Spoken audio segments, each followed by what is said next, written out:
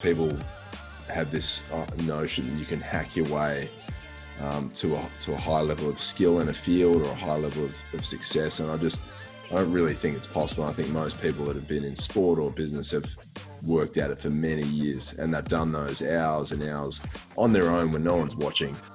And like you've mentioned, it's hard work. That hack work is hard, but it's worth it if you believe in that bigger vision. So yeah, those small jobs really matter. Like you're gonna choose something you're excited about, expect that you're gonna get beaten down occasionally, and just pick yourself up and keep going. Because sometimes I think perseverance is worth way more than people give it credit for. And often it's not the smartest or the most capable people that make it work in the end. It's the ones that just don't give up.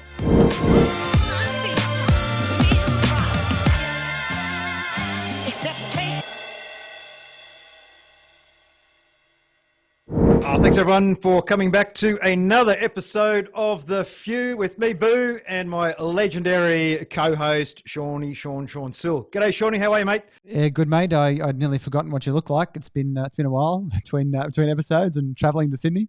Yep, there's only one thing that continually happens, mate, is you just get a bit fatter, rounder in the face, hair goes greyer, and you run out of energy. So it's good to be back here and reinvigorated and connecting with The Few, because reflecting, this is our first one for 2021, isn't it? So reflecting over 2020 and having a break on the holidays makes you realise, you know, it's great to do this to share with everyone, but I personally get quite a lot out of these podcasts. I find them quite energising myself. Likewise, some really amazing conversations of all sorts of stories, walks of life, and yeah, obviously someone can be one of the few in different contexts. It's not just business. It's not just some personal situations or tragedies that happen. It's such a broad scope of, I suppose, the human condition. Oh, it is unbelievable, and just those common themes that we keep seeing around resilience, about people having choice taken away from them, and just doubling down, moving forward, and connecting with what they're all about in terms of their life purpose. And I think today our guest is really supercharged that that sense of purpose and execution. I mean, that's another key thing about The Few, don't you think, mate? It's just the ability to turn that dream into reality. And I learned that from you a while ago in one of our conversations. You made the comment that a lot of people, it's the only difference between them getting what they want and not getting what they want is the ability to execute. And that's clearly a trait of The Few that I've seen as well. No, absolutely. Today's guest is an execution machine, and we obviously mean that in the way that we talk about executing strategy, not in any other way, shape or form. Mark Wales is our guest today. Mark is a former S.A.S Major. Mark wanted to be in the Army since he was a kid, and his dream was realised after he left school and joined the S.A.S, which here in Australia is the equivalent of is our special forces, and an incredibly elite bunch of individuals. The selection process these guys go through, look, I guess that used to be a bit of a secret, but today we see celebrities getting pushed through the process. So I'm really interested to hear what Mark's thoughts are on celebrity SAS selection versus real world selection. But not only that, I think that was Mark's first foray into a career and a paid job. And since then, I'll tell you what, mate, we'll talk about an adventure. He'd been in Afghanistan, suffered the mental impacts of being in that environment. For some reason, decided to jump on a plane, go study where Donald Trump studied, became an alumni of the Ivy League College of Wharton over in the US, started his own luxury clothing brand, was an associate of McKinsey & Co., the firm advising major corporations on how to get things done. He also, somewhere along the line, decided to make a segue and use those survival skills that we developed as a soldier on the telly, and was a contestant on the Australian version of Survivor. Today, he is a speaker. He's just become an author, and if I keep talking about him, we're not going to have any time left. So let's just say, g'day, Mark. Thanks so much, mate, for coming on to The Few podcast. Hey, good to see you all again. Yeah, great to have you on board, Mark. So, so one of the things that we've seen over the last 12 months or so is definitely a big shift in the landscape for a lot of people in a lot of areas. And I guess, how did you find the year of 2020 that was, being stuck in a lockdown in Melbourne for nearly 4 months or whatever it was? And how did you deal with that? How did you handle that? And coming out kind of the other side, a bit more liberty again, a bit more freedom.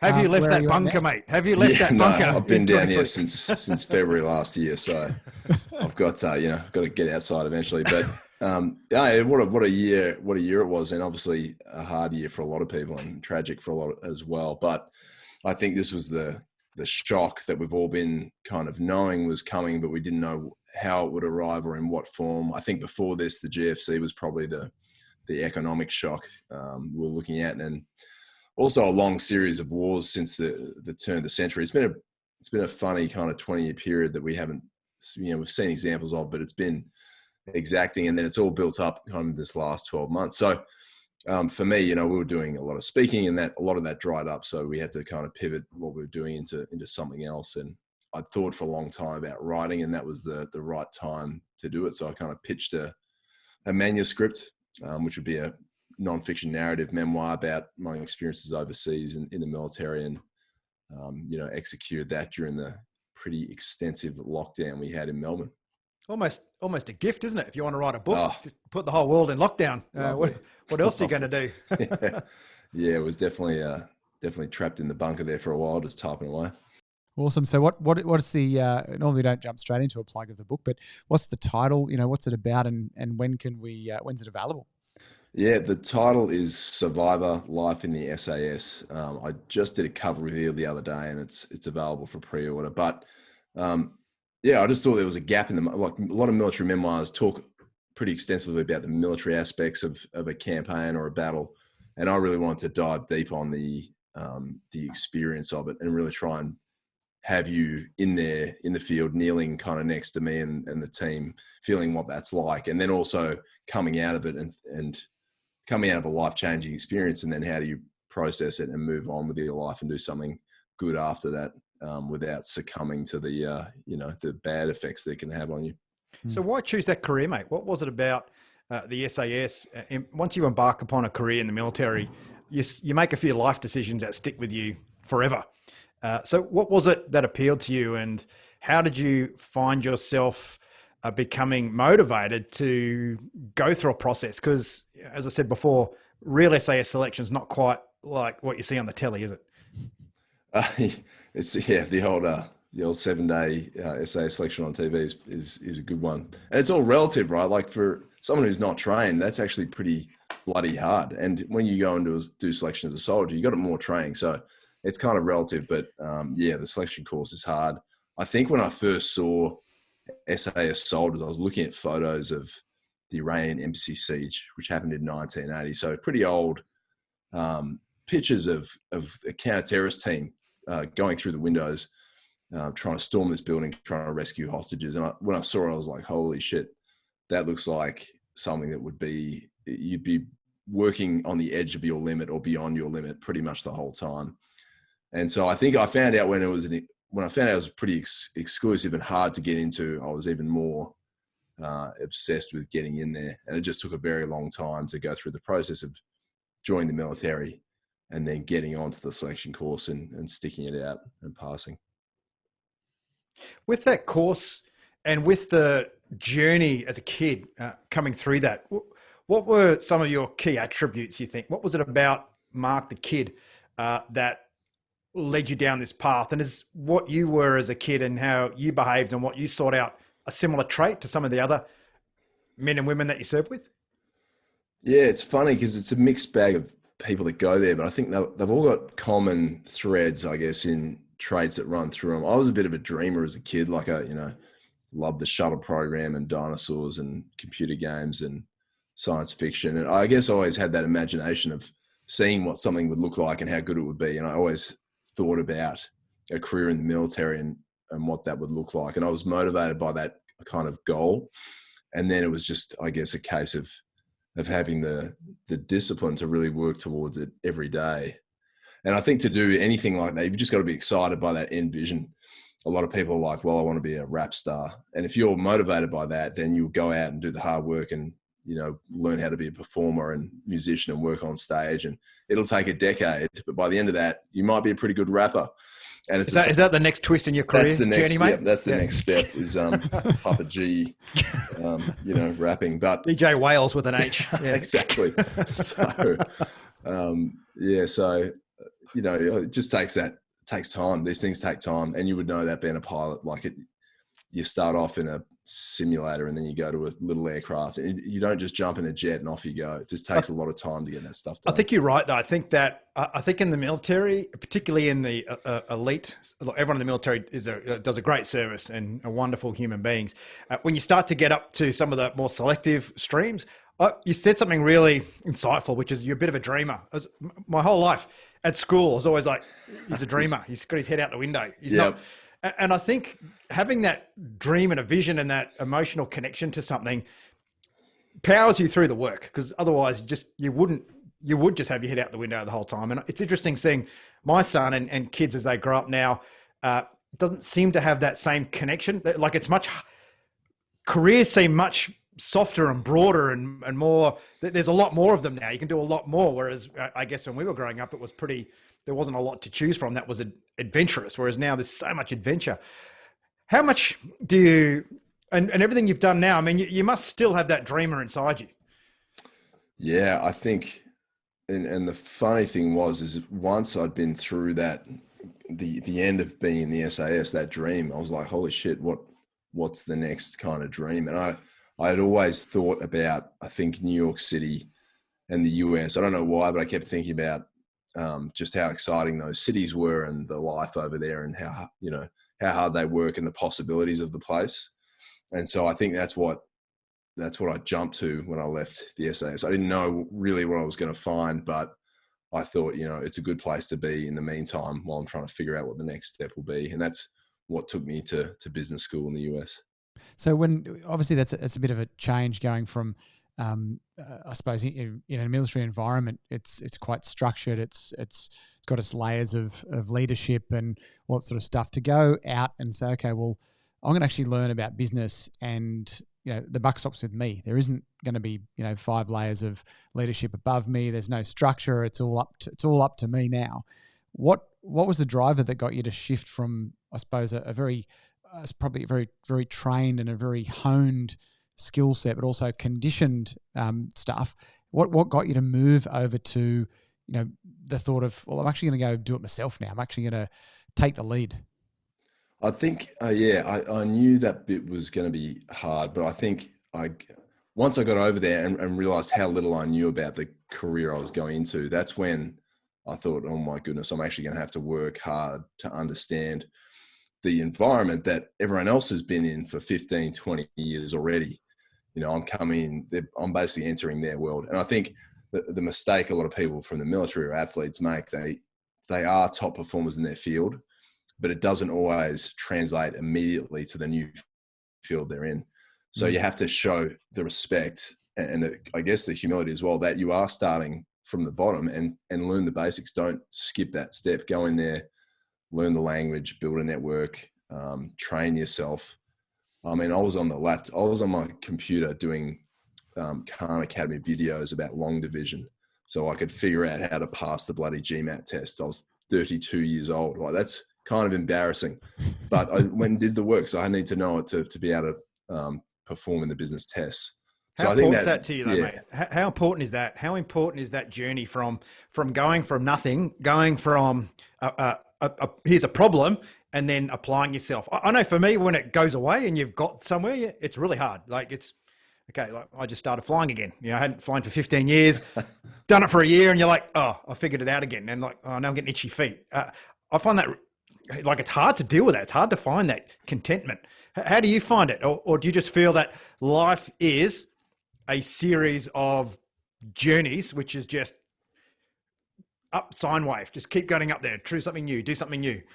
Yeah, I think I've always been motivated by those long-term kind of not urgent, but really important things that I wanted to do. One was SAS and the other was trying to get into business school. And the business school one took me 2 years from kind of start to finish. And that, in a lot of ways, I'm more proud of that than the SAS one, because the SAS one I worked on for a really long time, whereas this was a totally new field. I had to really turn quickly, learn quickly. and it was bloody hard. And so I think doing that repeatedly, that cycle of, here's a new destination. How do I get there? I've got no idea. Get the books and read about it and immerse yourself in it. That process I've gotten more comfortable with over the years. And that kind of learning how to learn has been important in transition. Mm. And clearly, you've coming from the background, the SAS, and I guess one of the first things you wouldn't necessarily attach to somebody there is that your decision was to go down the path of creating a fashion label. So, like a good friend of mine. I don't know, mate. It's lots of mirrors in the average SAS locker room, mate, I'll tell you. Well, it's very similar to our one of the podcasts we had with a good friend of mine, Patrick Kidd from Patrick's. He's a former electrician who had a barbershop and then has men's hair products. Like that's his amazing business now, which is very, very different field. What got you down the path of in the fashion space? I think I saw in the fashion space, there was a huge gap in addressing a segment like kind of me and like you guys, people that come from industries and workplaces that are, first responders or military or trades, things that have a very traditional notion of masculinity attached to them. Fashion doesn't cater to that at all. And vice versa, that segment doesn't look for high fashion or luxury goods that much. And so I think because the values of a lot of those brands just don't resonate with people. And so when I looked at it, I'm like, literally no one has ever gone from special forces into fashion. So why not try that and find a whole new segment that gives people permission to take on a product that's a reflection of these experiences and these values that we have in these special ops units. And that's kind of why I did it. Certainly Blue Ocean. Sorry. Blue Ocean. Yeah, it's kind of that's it. And actually when we looked at it, I'm like, this is the segment. It's called tough luxury. It's not really there. Like there's luxury, but there's not really this tough luxury. R.M. Williams kind of tries to do it. Bell Staff kind of tries to do it, but they don't have that authentic background to be able to pull it off. So you're right. Where did the name Killcatcher come from? The name came from when I was at business school. I was trying to think up a good name. I had all these weird names like, Door Gunner Clothing and like all these obscure names. And I thought of Killcatcher. I'm like, well, that's pretty full on, but I kind of like it. And I bought the domain for it, and I kept going back to it. And people would say to me, do not do that. It's a terrible thing to do. But I think one of the worst things you can do in fashion is to be invisible. And you'll get that. If you just got an innocuous name, you really need to have something else that's special. So the name really carves a line in the ground. It carves a segment out of people that are going to love it, and a lot of other people don't, and that's fine. That's who you can then cater to. It's an interesting point because Killcatcher recently has started to get a little bit of a tarnish on it when we look at Australia and the fact that quite a lot of dirty laundry has been aired from the regiment that you used to be from, and some pretty serious consequences. The average punter wouldn't realise that some of the corrective actions and punishments are very severe in terms of coming from a military background. You obviously served in Afghanistan, mate. One of the key things they highlighted was the potential weakness inside the organisation's leadership, which again is a dagger to the heart when you talk about the SAS and the regiment. How did that impact you in terms of your identity and investing a lot of your life and what happened on the ground? How did you respond to all of this coming out in the press in the last few months? Yeah, it was, and for anyone who hasn't seen it, there were allegations that the SAS were involved in the killings of, I think, about 39 or 36 Afghans in Afghanistan that were either non-combatants or something like that. So it kind of went straight to the heart of everything we're trying to achieve over there. We did so much good work, and then to see this, it felt like a real betrayal. I don't think, I knew it was going to be an issue. I just didn't, the scope of it really surprised me. I was like, how could there be this many incidents in one hit? So it was a shock. And a lot of my mates, I think, felt the same. We felt pretty sickened by it. And it really, you're talking about your life's work there. It's now got this indelible kind of stain on it. And it's hard because so much of what we did was really, really, really good work. And then you've got this hanging over it. I don't know how you move on from that. I'm kind of surprised the unit didn't get shut down. units have been shut down for a lot less than that. And I know they shut a squadron down, but I mean, we're lucky not to lose the whole unit. And I don't know how you recover from something like this. So if you putting on your Wharton hat, your McKinsey hat, and looking at a business that had a major hit to its reputation, and for our listeners that may have had a bad run, or entrepreneurs may have just accidentally put a foot wrong, different scale, but how do you bounce back from reputational issues like this? I mean, what would your advice be, or some tips for people that have suffered this sort of incredible carnage? I think, I mean, it happens this doesn't just happen in the military. You get companies that have had something happen which run so contrary to their values that it becomes a serious issue. And I think, straying from the values that you have, either as a company or a person, is where you can get into serious trouble. And that's kind of what we saw, I think, in the military, or that appears to be what's happened in the military. And, it happens with companies. You look at Enron, all the major scandals that have happened in big companies, it's all been a divergence from the commonly held values of those that work there. So I mean, I don't know how you recover from that. You need to make pretty substantial change, because it goes to the heart of culture. And to change that, you've got to have really an untouchable leadership group that's very good at what they do, and it's going to take years. It's impacting a direct impact on people's core beings. There's more than just the values. It's questioning their integrity, and all of that. Like, it's just such a punch to the guts. I mean, I had a situation a couple of years ago where there was somebody putting forward claims that were completely bogus, but it was a massive punch to the guts, and it took me quite a few months to, even though it wasn't real, it still feels real because someone's actually questioning your integrity, and it is difficult to come back from. Can you come back from it? Well, yes, you can. In the end, you got to come back to the fact that if you're not involved as an individual in it, and yes, whilst your organisation, your business, or whatever may have some damage to the brand, and in these days digital mud sticks, whether it's real or not, all you got to do is go back to those core values again, don't you? And really just focus on what's next. How do we just prove that everything we're doing now is in alignment with the values versus whatever it was that person's accused us of? Yeah, it's the whole war crimes piece and the allegations and how it got to that point, I think, is a case study in culture, on one hand, and on strategy on the other. So if and I'm talking specifically about the conflict in Afghanistan. If you leave troops in one conflict for close to 12 years and send them back repeatedly, don't act surprised when people eventually come off the rails or break to some extent, which is, I think there's part of that here. I think some of the, well, put it this way, I could feel that happening to me, and I'd only been there, 4 times by the end, but by the end of my first tour, I could feel the impact of it.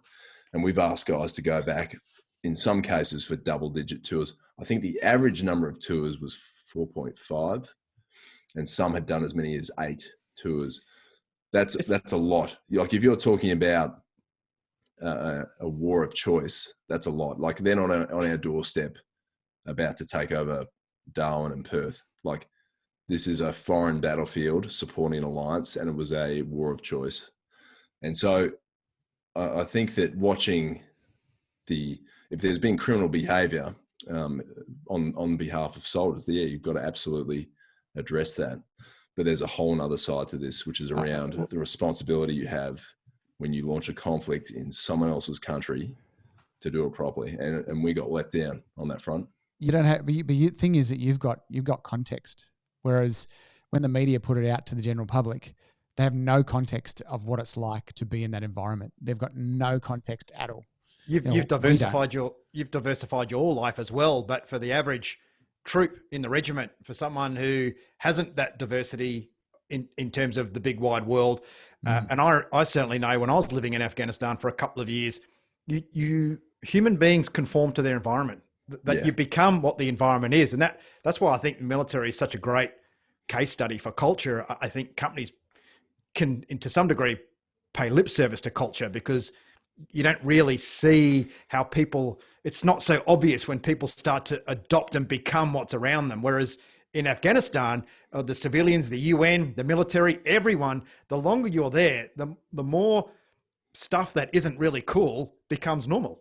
And you come back into, I remember when I used to come back to Australia, you would just feel like, whoa, the conversations weren't deep enough. The problems were ridiculous. Like, how on earth, why are you complaining about that? You can totally lose context. So I think you're right, but no one's actually made that point, have they? No. And it's like you're saying, it's like a normalized deviation from the standard. It's like the frog in boiling water. You're there that long that things become normal that just shouldn't be normal. And I didn't see this in the media because no one was actually speaking up and saying this, going, actually, this looks terrible, but believe me, it was such a savage war that I'm not surprised this has happened. And it's the fault of the military for not engaging with the public on the conduct of this war. They dressed it up behind kind of operational security. The public didn't know what was happening in Afghanistan, and you would know that as much as anyone. They had no clue what was happening. It wasn't widely discussed from the military to the public, and then journalists weren't really allowed much access to the military. So we were asleep at the wheel in Afghanistan. This is a serious issue that hasn't been discussed, and no one's banging their hand on the table talking about this. And it surprised me because we lost a war over there, and it's just no one said a word about it. It's unusual. No, it's a very unusual set of circumstances. And I remember I had an experience there. We set up Afghanistan's first mortuary service because anyone that was not from Afghanistan who passed away from a non-terror related incident, like you just had a heart attack, you couldn't get home. And I remember we'd go to the UN and buy a coffin that you could fly, a lead-lined coffin. There's a pretty morbid conversation, but there's a point to it. And then we'll lift it back up. But, when we bought those initially, they were $25 each. By the time people cottoned on to our business, that was $5,000, all corruption. Because it's normalized. It's supply and demand, It's $5,000, mate. That's what it is. And I think that's where individuals like yourself, Mark, have so much value to offer any organization, and particularly the bigger the organization, the better, because that's where you see the criticality around values. When you're in your 20s, someone says your mission statement, values, you're like, yeah, whatever. Is there enough money in my paycheck to get to the weekend so I can have a few beers? Whereas middle management and up, how important is values in framing decision making? Well, I think the conduct of an organization will be closely modeled off the behavior of the top kind of 1% of people that lead it. So that kind of walking your talk, and if you talk about leadership and values, you really got to show that and act that out, because people are going to follow exactly what you do. Your behavior will set that standard, and I think a lot of people don't realize the importance of acting out the values that you say you have. Now, you talk a lot to that, Sean, in terms of that accountability, and I think we've been offered up some really shit examples of leadership lately, in terms of very public, large multinational superpowers who are not necessarily setting the best leadership example. But you see this in with the guys you work with your team. That accountability and selflessness in leadership, it's just critical. Absolutely. And as you said, Mark, it's you have to walk the walk. You can't say it and not do it. If you do not have as I say to my clients, my favorite C word, consistency, right? If you're not consistently showing up, if you're not consistently following the values, if you're not consistently putting in the extra effort that you want to see your team putting in, then they're just not going to do it. Whether it's in the context of a military unit or a business unit, it's still a team. If someone's dragging the chain, if it's a leader, I had a call yesterday with one of my clients, and they were like, "Oh, this is happening with the team, and they're not stepping up, and there's no urgency." And I said, "That's because you have no urgency, and until you change that, they're just going to emulate you, right? It's simple as that. All our team are basically tall children who can hide stuff better. That's basically it. We've still got the same underlying psychology, which is that if they're, why would I go the extra mile when the leaders aren't? So I'll just go on second gear and not third or fourth gear, which I could do, because they're sitting cruising at second gear, and I'm sure you've seen that as well, Mark, not only in different concepts in your career in the military and in business and in working with other businesses too. Yeah. And if you're looking for those common kind of, those common patterns that run through all those fields, whether it's sport or medicine or the military or business, it's really just a team of people trying to achieve an objective. And there's a series of obstacles in the way. It's the same every single time. In the military, it's a bit more severe and you carry weapons and you're up against armed threats, but it's no different to an emergency room that's trying to deal with a patient that won't breathe. Like, it's the same concept. You're trying to work together to achieve an outcome. And that's where I think if you can figure out the processes and habits and tactics that can kind of build those strong teams, that's when you get people that are, that understand that well and can communicate that. You can apply it to any field. You make a really interesting point, mate, and I want to touch on that very briefly. A lot of people think you can't plan, you can't have process and procedures because the world's too dynamic. There's too many unknowns, and you've got to be flexible. You've got to be able to move quickly. How flawed is that logic, do you believe? That we don't need structure because that just makes us bad when it comes to being agile? Yeah, I think people have confused. People look at celebrated startups and the kind of survivor bias you get from these little companies that come out of nowhere with no structure, and people go, well, that's the model. Well, it's actually not. The idea, I think, is to try and control a lot, the things you can control, and accept there are a whole heap of other areas where your enemy or your antagonist is going to get a vote. And in those cases, that's where you plan out your contingencies and you have that discipline of process in your, I know you pilots, you got checklists. That's so that you don't die when you're trying to take off or something bad doesn't happen. You can do the same thing in any business. You have a meeting, you can have a checklist or an agenda, and the idea is exactly the same. That's something you can control to try and achieve your outcome faster, and it's a common SOP through the whole team. And it was one of the things that took me quite a few years to beat the inner rebel out of me to go, well, I don't need structure. I started a business, so I didn't have to be told what to do, and it was that I suppose that rebellious ego mindset when I was younger coming out. But what I've realized is that business is a system, right? Basically, you have a product, you find a person to buy it, you sell it to them, and you collect money. That's business. It's that simple. It's not complicated. People complicate business, right? And generally, we're the most complicated because, they do. But in a business context or team context, we're probably usually the most complicated because we've gone out and started it. But as you say, that structure and order to me is the frame. It puts the frame on the outside.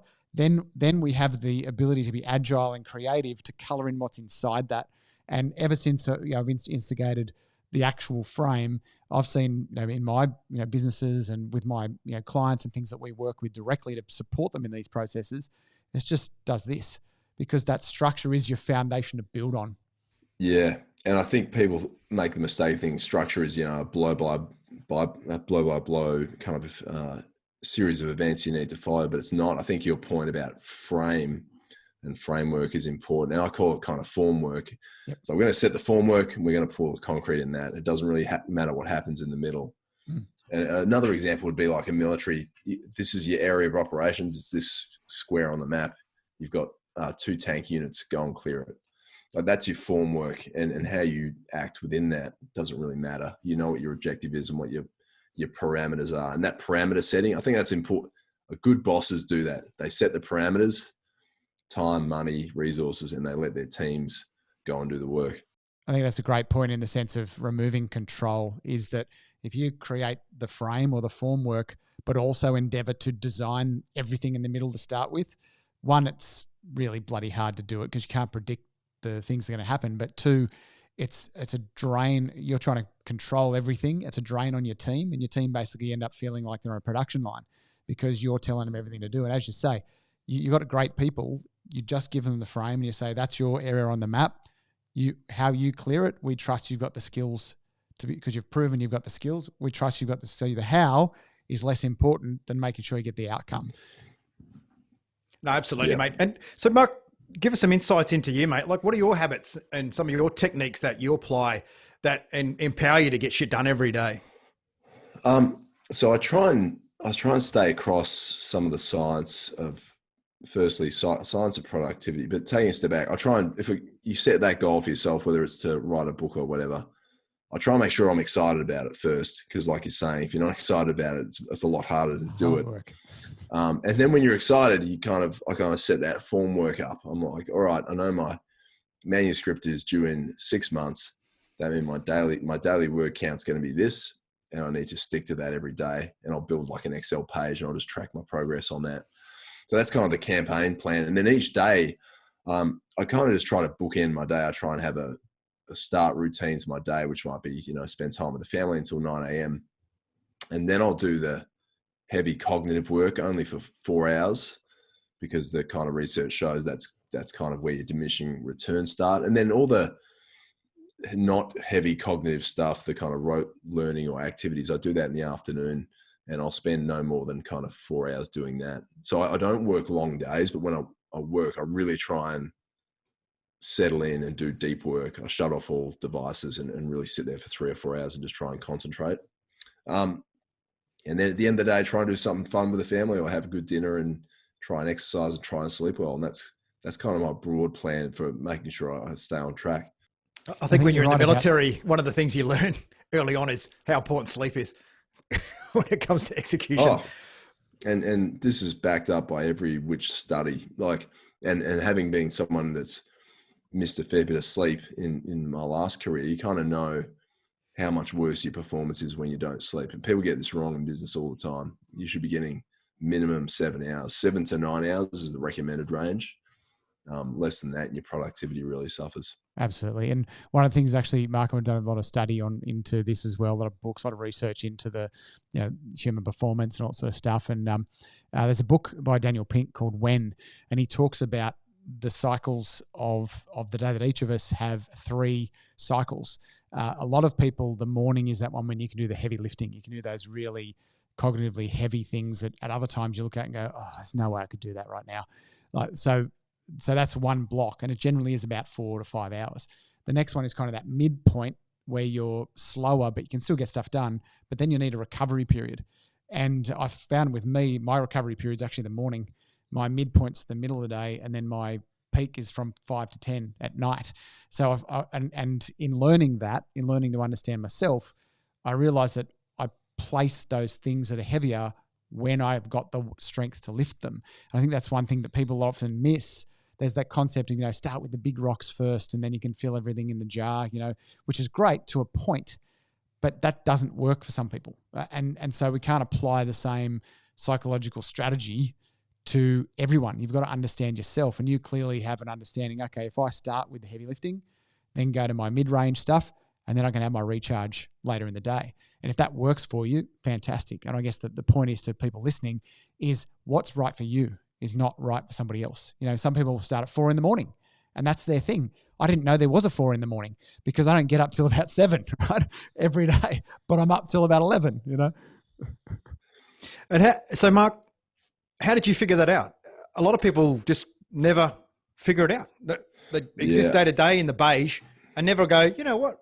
Maybe I could live a different life. Maybe I could look at things differently. I mean, what? Yeah, I think companies are being quite bad at this, because we got the 8-hour workday. Well, it doesn't actually suit a lot of people to do an 8-hour workday where they're trying to do meetings and work, and they can't really rest. And that's not good for productivity. But what I found, I started getting things done a lot more productively when I would sit down and think about that kind of not very urgent, but kind of important tasks I want to get done. I'll try and do that first before I open emails, before I respond to other people. And I think that just stops you from going down that rabbit hole that you can go down these days, which is just responding to everyone else's needs and not taking care of your own. So I'll just try and spend a couple of hours just doing that important task first, and then switch on your email and off you go. Do all your meetings, do all your random emailing. And I think it's just paying attention to how you feel. If you feel best in the morning doing that, then keep following it. And if you feel like shit in the afternoon, then don't force it. go for a run or just relax somewhere. Absolutely, and there's a concept, the ROW environment, the results oriented work environment, where which is what we, I suppose, loosely run in my business, and it's based on not a work-life balance. It's based on work-life integration. It's actually integrating the two together. So, for example, one of my team, full time, she leaves every day, goes picks up the kids, does the homework thing, gives them some dinner, and then she'll do a couple of hours more in the afternoon. And it's about focusing on results. And I think what we've seen we've seen a bit more of a shift towards this out of the need with people being in lockdown, people having to work from home, people having to create that integration between their job or their business and then their home life. And I think we're going to be continuing to see, I believe, a shift where more people are going to be looking for that flexibility or fluidity rather than you start at 8:30 and you finish at 5:30, and you get an hour for lunch at this time. Yeah.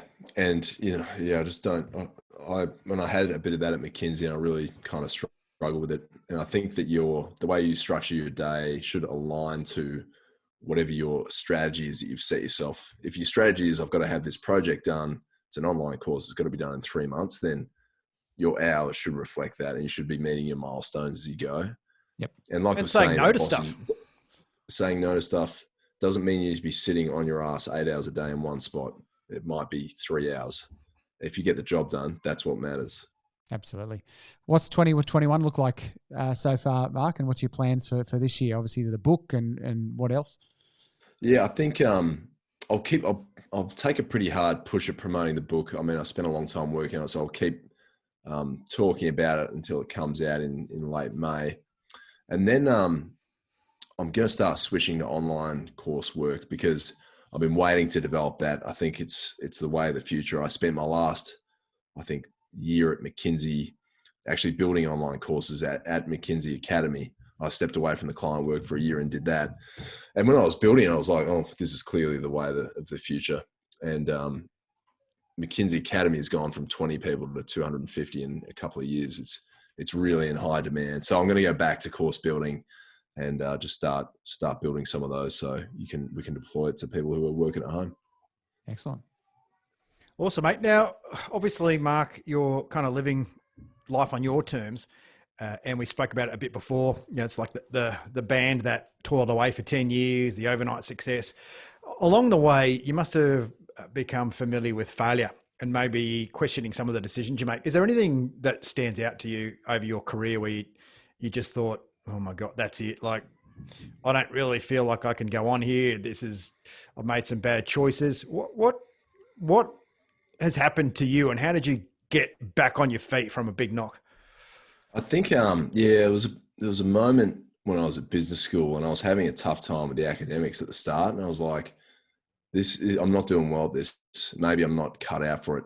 And I think the issue was I was trying to do too much at once. I was trying to socialize and live the school life. And really what I had to do was just focus and try and lock that down. And I eventually did that, but it came with a bit of soul searching there. And then when I went into McKinsey, I didn't have that excitement. It was good to be in that company. I was grateful to have the job, but I kind of couldn't figure out that vision that was there at the end. And that created a bit of a crisis. I'm like, what am I doing? I don't know what I'm doing. I'm working, 80, 90 hour weeks. And I've just got no idea what I'm heading towards here other than just being in McKinsey. So that's kind of when Kill Capture took started to manifest itself a bit more. And I've since gone into that. And to be honest, going out and working on your own for many years is a lot less lucrative than working in a company, right? You work in a company, you're going to get paid. You work on your own, you might get paid occasionally. And, and you get more better often, at but it. your hands in your pockets going the other way. Exactly. And you get better at it. And I think it's that people have that fear of like, oh shit, if I don't earn anything, I'm going to be, I'll have low status or I won't be any good to society. Whereas I think it's the opposite. I think you start working on the things that you really believe in and the things that you're good at and you were meant to do. And with that will come eventually, the rewards. I think a lot of people think that's going to happen when they retire, but you've run out of juice. I think that's it. You need to live that life. Now, when we talk about doing things we want to do. And again, when you look at Instagram, when you look at the Kardashians, everyone sees success has just been easy.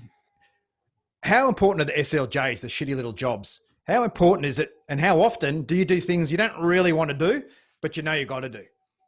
Yeah, I think it's the worst because people have this notion that you can hack your way to a high level of skill in a field or a high level of success, and I don't really think it's possible. I think most people that have been in sport or business have worked at it for many years, and they've done those hours and hours on their own when no one's watching.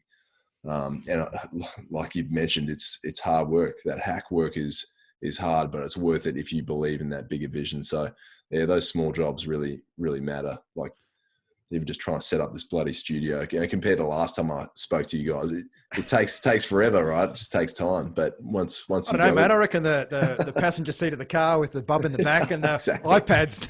It's got a bit of a ring to it. It's got authentic. Okay. You're right. That's that thing. You cannot climb them. You cannot shortcut climbing the mountain. You got to take every single step. You have to take every single step, and there are no hacks. It's just rubbish. And man, that's why I love these conversations. Like to be honest, it just feels like that sometimes, and just talking about it to me is like, okay, that's right. I forgot it's shit. I forgot it. It's tough and it takes time, and you just feel better to know that other people who have all the profiles on Google and do things up on stage, that we share that common pain.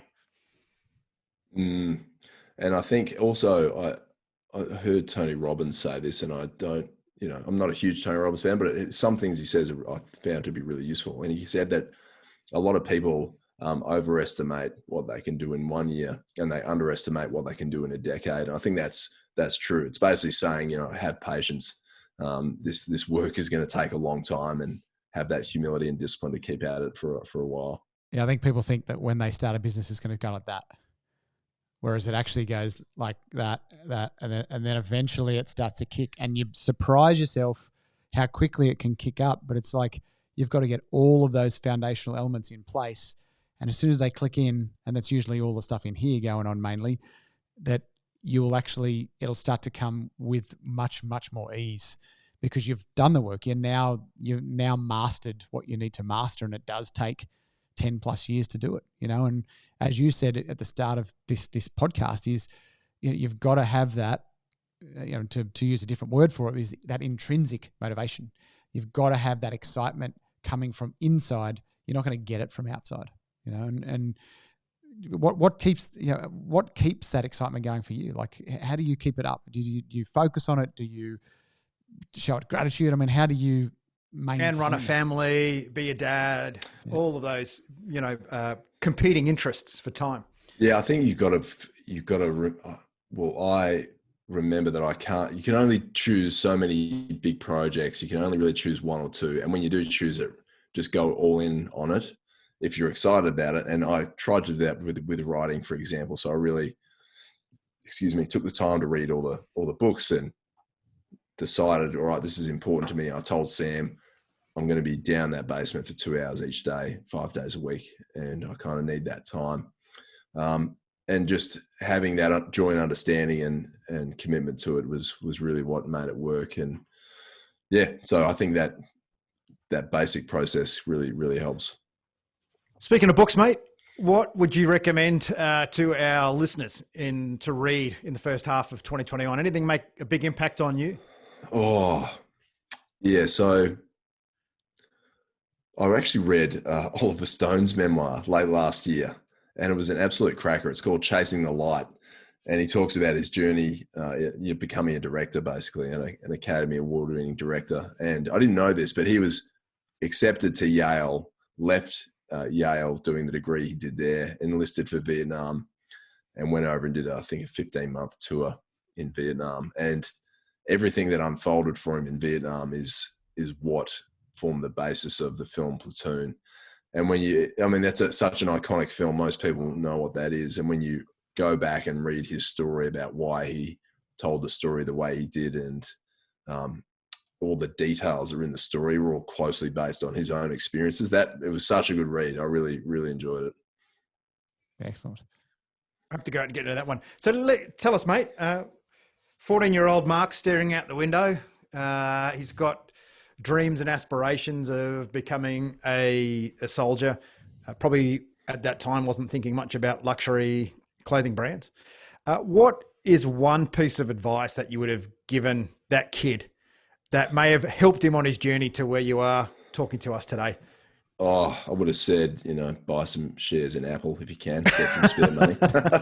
You won't have to worry about work.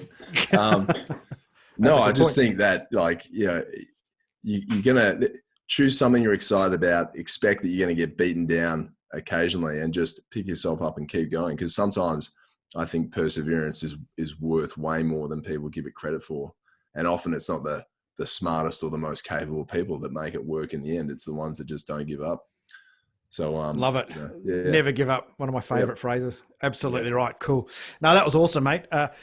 Well, mate, I think we actually laid down a decent podcast with Mark Wales. Third take, mate. That's how important you are and how amazing your story is. That we all talk about perseverance. Right here is a great example of doing that. So, hey, Mark, thanks so much, mate, for coming on and sharing your story. So much of it's really contextual at the moment with everything going on. So, appreciate you taking time out of particularly writing a book. Know how much we're cutting into your deep thought and flow. So thanks again, mate, for coming onto the show. When's the book coming out? It's already available for pre-order, and it will come out at the end of May, and you can find it at markwales.com.au/book. Nice. Awesome. And really appreciate the time, Mark. Great conversation. Thank you. Hey, thanks for chatting. Glad we could finally make it work, and we got good tech this time, so I'm awesome. Stoked. Can't wait to see what the bunker looks like in 6 months when we do our next one. Exactly. And that wraps up another episode of The Few. Thank you to our partners, Afterburner, for team building, development and alignment. We understand now how important it is to have the right people around you. Get them on board with where you want to go. Momentum Media, the largest industry publisher in the country, connecting your business to the Australian community. ICMI, Australia's premier speaker bureau, representing the few that do fulfill their life's purpose. And finally, Sean's Inner Circle, the business coaching organisation for small and medium enterprises looking to make that next step. Thanks again for listening in and downloading today. Please leave a review on whatever platform you are currently listening to this podcast, and reach out to our partners who can help you make the transition to the few. Cheers, Mark. Thanks again, mate. No worries, guys. See ya. Cheers.